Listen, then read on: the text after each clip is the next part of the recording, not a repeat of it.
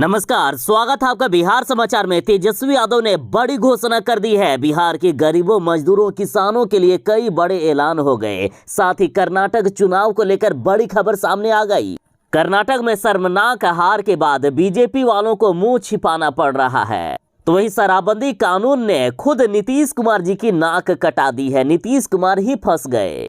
तो इधर बागेश्वर बाबा ने बिहार आकर चमत्कार करना शुरू कर दिया है, हिंदू राष्ट्र बनाना शुरू कर दिया है। तो आज के बिहार की बड़ी और काम की खबरों पर बात करेंगे। इससे पहले आपसे एक छोटी सी अनुरोध है, कृपया वीडियो को एक प्यारा सा लाइक अवश्य कर दीजिएगा। आपका लाइक करना ही हमारी मेहनत का फल होता है। बिहार के शिक्षक अभ्यर्थियों के लिए सबसे बड़ी खबर आ गई है। बिहार शिक्षक नियोजन को लेकर बीपीएससी ने सिलेबस जारी कर दिया है। देखिए, 7वें चरण की शिक्षक बहाली को लेकर यदि नोटिफिकेशन की बात करें तो इसी महीने नोटिफिकेशन आ रहा है। उसके बाद आप फॉर्म भर सकेंगे। पूरे जून महीने तक आपको समय दिया जाएगा फॉर्म भरने के लिए, और अगस्त में बीपीएससी के द्वारा परीक्षा ली जाएगी। इस साल नई नियमावली के तहत शिक्षकों की बहाली होगी, और बीपीएससी ने जो सिलेबस जारी किया है उसे आप बिहार लोक सेवा आयोग के ऑफिशियल वेबसाइट से डाउनलोड कर सकते हैं, जो कि है www.bpsc.bih.nic.in। जैसे ही आप बीपीएससी के ऑफिशियल वेबसाइट पर आएंगे, आपको ये लिंक मिल जाएगा, जो कि 13 मई को अपडेट हुआ है। जैसे ही आप इस लिंक पर क्लिक करेंगे, डाउनलोड का ऑप्शन आपके सामने आ जाएगा। कुछ इस तरह का सिलेबस डाउनलोड हो जाएगा, जिसमें से आप सारे डिटेल से विस्तार से देख सकते हैं। बाकी आपको वीडियो की डिस्क्रिप्शन में भी डाउनलोड का लिंक मिल जाएगा। सिलेबस के अनुसार प्राथमिक से उच्च माध्यमिक के लिए कॉमन परीक्षा अंग्रेजी विषय और भाषा में आपको 30% कम से कम मार्क्स लाना अनिवार्य है। इस परीक्षा में नेगेटिव मार्किंग भी होगी। सारे प्रश्न ऑब्जेक्टिव यानी 4 विकल्प वाले होंगे। साथ ही बता दें कि परीक्षा में पास करने के लिए कम से कम आपको इतने मार्क्स लाने अनिवार्य होंगे। जैसे सामान्य वर्ग वालों को 40%, पिछड़ा वर्ग को 36.5%, अत्यंत पिछड़ा वर्ग को 34% एवं अनुसूचित जाति या जनजाति, महिलाओं तथा दिव्यांग जनों को कम से कम 32% अंक लाना जरूरी है।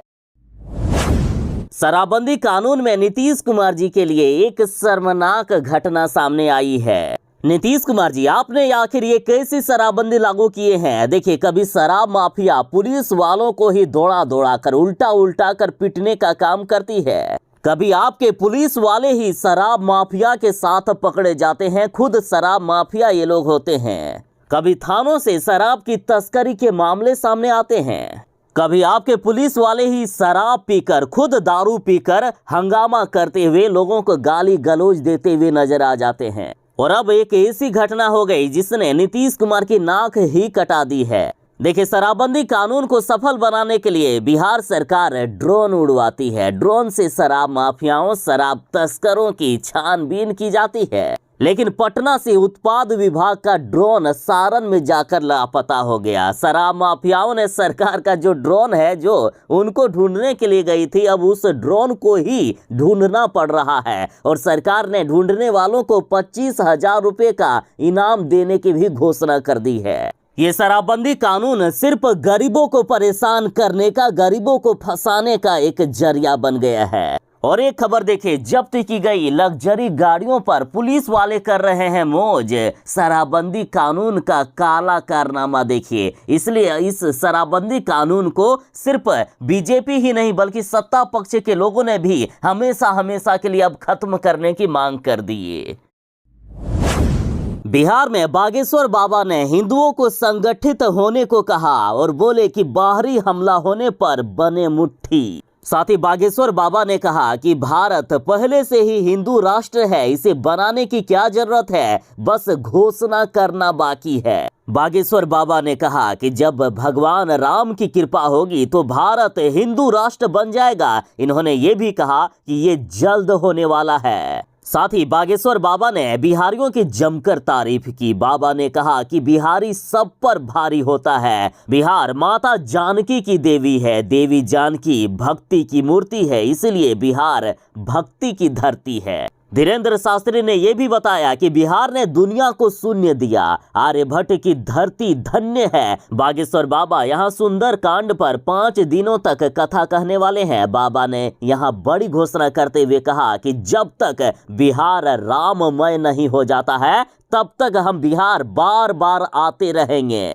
बागेश्वर बाबा ने यह भी भविष्यवाणी कर दी है कि राज्य में राम की, जानकी जी की कृपा जल्द होगी और जल्द परिवर्तन होगा। साथ ही बागेश्वर बाबा ने हिंदुओं से कहा है कि बाहरी शक्ति को काबू में करने के लिए, बाहरी शक्ति का प्रहार का सामना करने के लिए सभी हिंदुओं को एकजुट हो जाना चाहिए।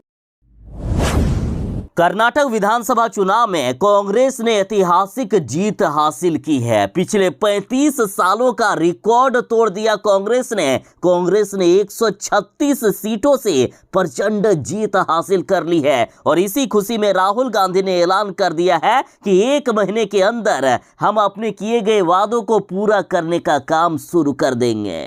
राहुल गांधी ने कहा है कि हम अपने सभी वादों को पूरा करेंगे। तो आखिर कर्नाटक के लोगों को कांग्रेस क्या क्या देने वाली है, जान लीजिए। देखिए, कांग्रेस ने वादा किया है कि बेरोजगार स्नातक युवाओं को 2 साल के लिए हर महीने 3-3 हजार रुपए देंगे। साथ ही बेरोजगार डिप्लोमा धारकों को 1500 रुपए प्रति माह दिए जाएंगे अगले 2 साल तक। साथ ही कांग्रेस ने कहा कि हर परिवार की महिला मुखिया को हर महीने 2-2 हजार रुपए देंगे। जब तक कर्नाटक में हमारी सरकार रहेगी तब तक हर परिवार की महिला मुखिया को 2-2 हजार रुपए देंगे। महिलाओं के लिए राज्य सरकार की सभी बसों में मुफ्त यात्रा होगी। मतलब कर्नाटक में जितने भी सरकारी बस हैं, यदि उसमें महिलाएं यात्रा करेगी तो उनसे 1 रुपया भी टिकट नहीं लिया जाएगा। और साथ ही सबसे बड़ी घोषणा कि कर्नाटक में बजरंग दल को बैन कर दिया जाएगा, बजरंग दल को प्रतिबंधित कर दिया जाएगा। साथ ही अन्य भाग्य योजना के तहत प्रत्येक बीपीएल परिवार के प्रत्येक व्यक्ति को उसकी पसंद का 10 किलो अनाज दिया जाएगा। साथ ही कांग्रेस सरकार कर्नाटक के परिवार को 200 यूनिट प्रति महीने बिजली फ्री देगी। बिहार में बागेश्वर बाबा आए हुए हैं। बागेश्वर बाबा के पास सिर्फ हिंदू धर्म ही नहीं बल्कि सभी धर्मों के लोग आते हैं। और अब एक बड़ी खबर है। देखिए, बाबा बागेश्वर से मिलने पहुंची मुस्लिम महिला और बोली कि हमारे धर्म में सब ठग हैं, धीरेन्द्र शास्त्री ही है सच्चे संत।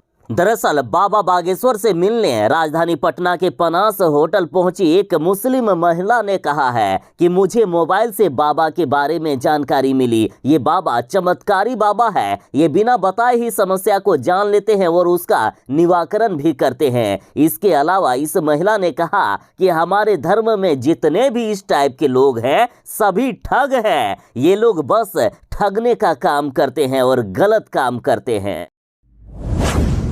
कर्नाटक में कांग्रेस ने इतिहास रच दिया है। कर्नाटक में कांग्रेस को भारी बहुमत प्राप्त हुआ।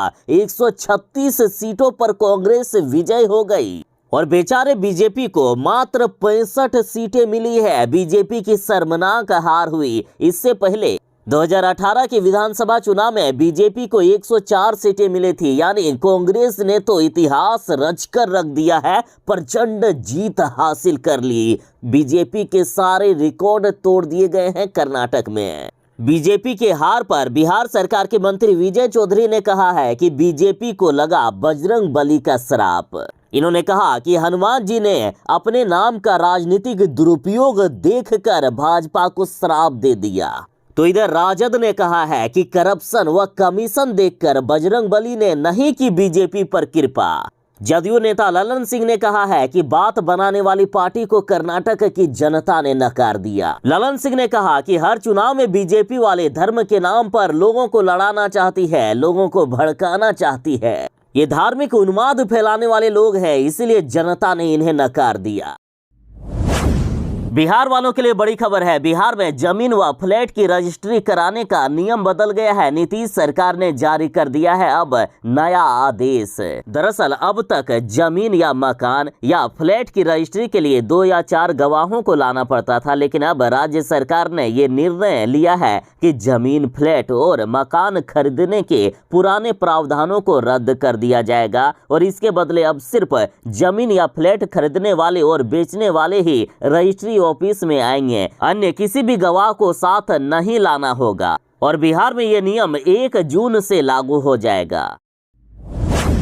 सनातन धर्म के शेर बागेश्वर धाम के महाराज धीरेन्द्र शास्त्री बिहार आ गए हैं। बागेश्वर बाबा का दिव्य दरबार बिहार में लगना शुरू हो गया है। 17 मई तक बिहार के नौबतपुर में बाबा का दिव्य दरबार लगेगा। दिव्य दरबार में बीजेपी के दिग्गज नेता पहुंचने लगे हैं। बागेश्वर बाबा के कार्यक्रम में जन सैलाब सा उमड़ आया है। सिर्फ बिहार ही नहीं बल्कि दूसरे राज्य से तो आए ही हैं, साथ ही दूसरे देशों से भी भक्तों का जन सैलाब देखा गया। श्रद्धालुओं का हुजूम इतना बड़ा था कि पंडाल भी छोटा पड़ गया और अभी तो और भी श्रद्धालुओं के आने का सिलसिला जारी है। कई बीजेपी के नेताओं ने धीरेन्द्र शास्त्री का स्वागत किया। देखिए गिरिराज सिंह किस तरह से पंडित धीरेन्द्र शास्त्री का स्वागत कर रहे हैं। बिहार में सनातनियों की एकता और बिहार में अपने चाहने वालों को देखकर बागेश्वर बाबा भी कहने लगे जय बिहार।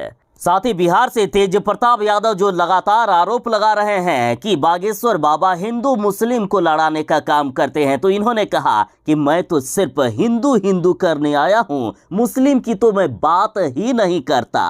बागेश्वर बाबा ने अपने विरोधियों को करारा जवाब देते हुए कहा कि हाथी चले बाजार, कुत्ते भौंके हजार। इन्होंने कहा कि जैसे लोग हाथी को देखकर केला खिलाते हैं, कुछ लोग गणेश मानकर पूजते हैं, लेकिन कुछ कुत्ते भौंकते हैं। अगर हाथी कुत्ते के पीछे पड़ जाएगा तो लोग हाथी को पागल कहेंगे। हाथी अपनी मस्ती में चलता है, कुत्ते के भौंकने से रास्ता नहीं बदलता। बिहार वालों के लिए बड़ी खबर है। झारखंड से बिहार और पश्चिम बंगाल के लिए चलेगा वोट एम्बुलेंस। 15 मई से लोगों को निःशुल्क सेवा मिलेगी। बिहार वालों को इससे बेहतर स्वास्थ्य सुविधा मिल पाएगी। लोगों का इलाज समय पर और सही तरीके से हो पाएगा। देखिए झारखंड के साहेबगंज जिले से वोट एम्बुलेंस की सुविधा शुरू की जा रही है। इस वोट एम्बुलेंस के जरिए साहेबगंज जिले के लोग बिना किसी खर्चे के इलाज के लिए बिहार और पश्चिम बंगाल जा सकते हैं। साथ ही बाढ़ के दिनों में बिहार वालों को भी इससे फायदा मिलेगा। बिहार की जनता को भी बाढ़ के दिनों में इस एम्बुलेंस से बचाया जा सकता है। देखिए 15 मई को इसका शुभारंभ किया जा रहा है और इसके जरिए साहेबगंज जिले के लोग इलाज के लिए निःशुल्क गंगा के रास्ते पश्चिम बंगाल के मालदा और बिहार के भागलपुर के अलावा पटना तक जा सकते हैं और इससे झारखंड के साथ ही बिहार और पश्चिम बंगाल के लोगों को भी लाभ मिलेगा। वाह, बिहार तो गजबे है भाई। करना था हार्निया का ऑपरेशन, झोला छाप डॉक्टर ने काट दी हाइड्रोसील। देखिए बिहार के मुजफ्फरपुर में फर्जी नर्सिंग होम के द्वारा एक और बड़ी लापरवाही का मामला सामने आया है। झोला छाप डॉक्टर ने बच्चेदानी के नाम पर बीते दिनों किडनी निकाली थी, वहीं अब एक मरीज के हार्निया के ऑपरेशन के नाम पर उसका हाइड्रोसील ही काटकर हटा दिया गया। तो तेजस्वी यादव जी, आखिर कब रुकेगा बिहार में इस तरह की लापरवाही? जिले से आए दिन झोला छाप डॉक्टरों की खतरनाक करतूत सामने आती ही रहती है। मरीजों के जान के साथ खिलवाड़ किया जाता है। ऐसा लगता है कि बिहार का मुजफ्फरपुर जिला गलत ऑपरेशन किए जाने और झोला छाप डॉक्टरों की करतूत के कारण अपनी पहचान बना रहा हो।